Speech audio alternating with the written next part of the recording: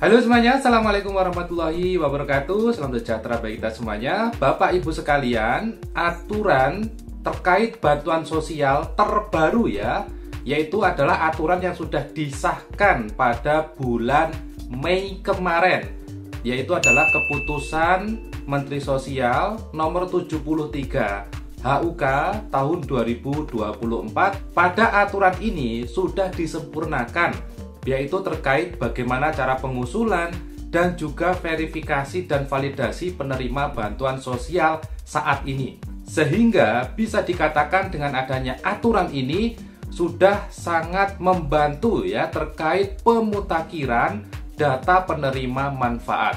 Jadi adanya masukan dari masyarakat misal ada penerima bantuan yang kondisinya sudah mampu tapi masih bisa mendapat, itu semua sudah dibahas di situ. Jadi solusinya sudah ada, tinggal dilaporkan ataupun tinggal disanggah. Nah, Bapak Ibu, terkait aturan baru ini ada beberapa hal yang menarik untuk saya sampaikan kepada Anda semua. Dan mudah-mudahan dengan adanya informasi ini juga bisa menjawab beberapa permasalahan yang ada di masyarakat. Tapi sebelumnya Bapak Ibu sekalian, pada kesempatan kali ini saya sifatnya hanya menyampaikan Bapak Ibu. Jadi di sini saya menyampaikan aturan yang sudah berlaku. Jadi di sini saya hanya menyampaikan saja, meneruskan informasi, dan nanti akan juga saya tampilkan aturannya itu bagaimana. Terkait teknis di lapangan dan sebagainya, itu nanti urusan belakangan Bapak Ibu Jadi Bapak Ibu sekalian, langsung saja pada kesempatan kali ini setidaknya saya sudah menemui 3 hal yang menarik untuk saya sampaikan pada aturan baru yang sudah ditetapkan oleh Kementerian Sosial atau oleh pemerintah pada kesempatan kali ini. Yang pertama yaitu terkait pengusulan Bapak Ibu Pengusulan kali ini yaitu melakukan ada 2 cara pengusulan untuk bisa mendapatkan bansos Bapak Ibu Yaitu yang pertama, yaitu melakukan musyawarah desa atau musyawarah kelurahan. Intinya melakukan rapat. Jadi di situ desa atau kelurahan diminta untuk melakukan rapat, di mana rapat ini dilakukan 3 bulan sekali. Lalu bagaimana jika desa atau kelurahan itu tidak bisa melakukan musyawarah atau rapat? Maka di sana bisa dilakukan yang namanya SPTJM. Surat pertanggungjawaban mutlak oleh kepala desa ataupun lurah setempat. Nah, jadi itu terkait pengusulan saat ini. Intinya pengusulan saat ini bisa dilakukan di desa atau kelurahan.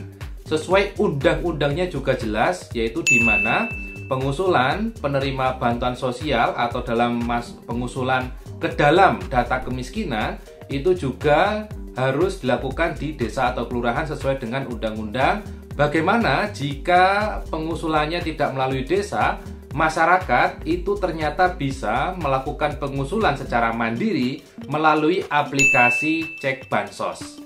Nah, ini hal menarik kedua yang saya temukan, di mana pengusulan melalui aplikasi Cek Bansos ini tentunya juga harus melalui tahapan verifikasi Jadi pengusulan yang melalui aplikasi website Cek Bansos aplikasi Cek Bansos itu tidak serta-merta langsung diterima Bapak Ibu Tentunya harus melalui tahapan verifikasi oleh pemerintah daerah.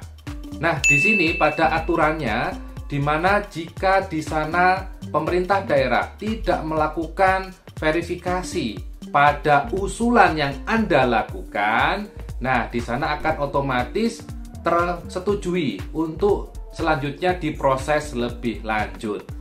Nah, tentunya Bapak Ibu, pengusulan bansos itu tidak langsung ini disetujui langsung diterima, tidak Ada tahapan-tahapan atau jenjang. Tidak seperti pengusulan bansos pada tahun-tahun yang lalu, tahun yang pertama kali ada bansos, tidak Karena sekarang penerima bansos itu kan sudah mencapai batas kuotanya, dan ini ada batasannya Bapak Ibu. Nah, sehingga kalau bansos itu ada batasannya, tentunya seleksi masyarakat yang agar bisa mendapatkan bansos itu sekarang juga sangat ketat, tidak seperti dulu. Ya, jadi sekarang sangat ketat, harus melalui proses-proses tahapan yang perlu dilalui agar masyarakat tersebut bisa mendapatkan bantuan sosial ya. Jadi hal yang kedua, apabila Anda melakukan proses usulan dengan web cek bansos dan di sana tidak dilakukan verifikasi oleh pemerintah daerah lebih dari 30 hari ya, maka di sana akan diproses ke jenjang atau tahapan selanjutnya ya, begitu ya. Berikutnya, hal menarik yang terakhir, yang ketiga yang saya temukan, tidak hanya usulan, yaitu ada juga sanggahan. Sanggahan itu apa, Mas? Jadi gini, masyarakat juga bisa melaporkan apabila terdapat penerima bansos yang sudah tidak layak secara ekonomi. Ya, ekonominya mungkin sudah sejahtera, sudah punya mobil misal ya, ataupun tanahnya sudah luas, rumahnya bagus ya, dan sebagainya. Nah, di sini Bapak Ibu, masyarakat juga bisa melaporkan ya, baik lapor ke desa atau kelurahan ataupun melalui aplikasi cek bansos yang tadi saya sampaikan.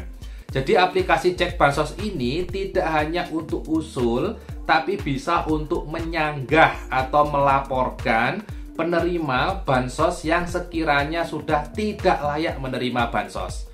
Bagi Anda yang sudah menginstal aplikasi ini ya, Anda bisa mengawasi di daerah Anda, di sekitar desa Anda ya, dalam satu desa atau kelurahan, siapapun yang dia menerima bansos dan sudah tidak layak secara ekonomi, Anda bisa melaporkan ke aplikasi cek bansos. Nah, setiap pelaporan tentunya tidak serta-merta disetujui. Nah, setiap pelaporan nanti akan ada petugas yang melakukan survei.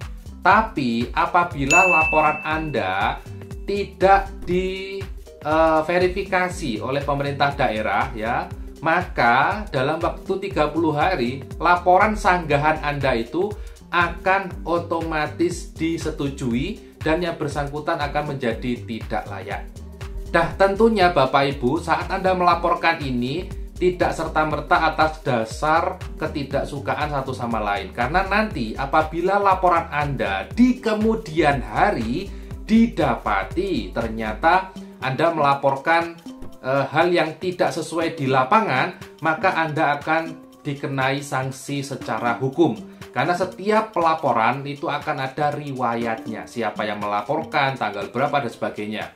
Intinya kalau memang penerima bansos itu secara kenyataan, secara bukti, laporan RT, RW semuanya memastikan ini sudah tidak layak, Anda bisa melaporkan ke desa atau kelurahan atau melalui aplikasi cek bansos. Dan apabila dalam waktu 30 hari sanggahan Anda atau laporan Anda tidak diverifikasi oleh pemerintah daerah setempat, maka akan otomatis disetujui. Nah, ini Bapak Ibu 3 hal yang menarik dari aturan baru saat ini. Sehingga aturan baru ini semakin memudahkan untuk update data penerima bansos, baik yang semestinya layak ataupun semestinya tidak layak.